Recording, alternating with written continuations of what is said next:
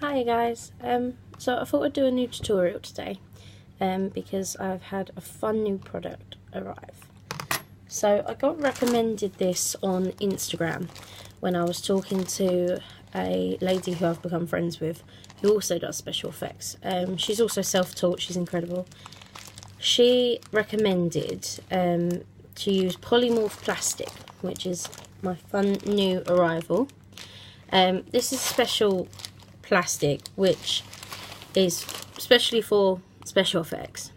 You can reuse it to make whatever you fancy, bones, teeth.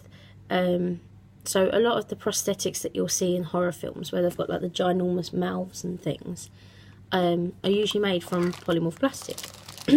It's quite cheap to buy, so this bag cost me £5.50, completely reusable.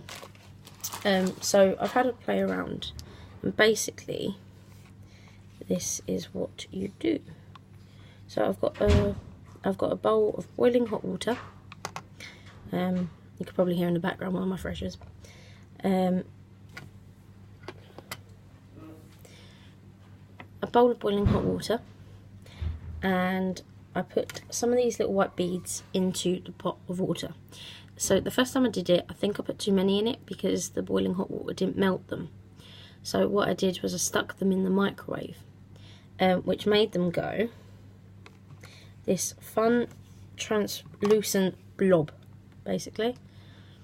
So this blob is completely stretchy, it's mouldable, you could do whatever you want with it, but it cools really quickly, and when it cools it goes back to that white colour.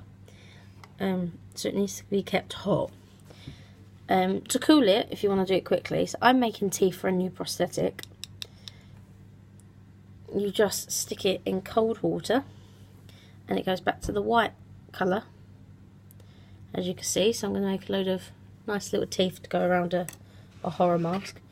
When it's hard, you can't even cut through it.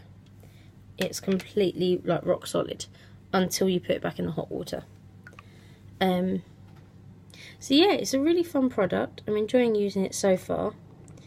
It is a bit of a pain with the hot water, because as soon as it starts cooling down, I have to go back to the microwave and reheat it. So that's the only problem I'm finding so far. But otherwise, it's really fun to sort of play around with. So if I just make one, so just get my big blob out. You have to drain it of all water, because obviously if it gets an air bubble in it, it'll hold the water. I just cut a little bit off. I've got a chopping board here and the prosthetic that I'm currently making. Just chop a little bit off because I don't want to try and work with that whole blob. Put it back in the water. And then I sort of just keep stretching it. And stretching it. So then I've got the length that I want. And then I'll cut it in half again, because it's still too thick for a tooth.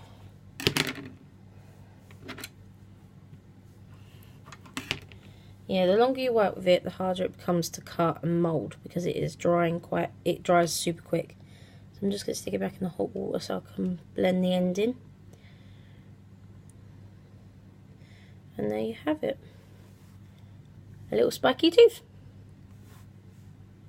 I hope you enjoyed, and I hope you enjoy seeing the prosthetic I make from this. See you soon.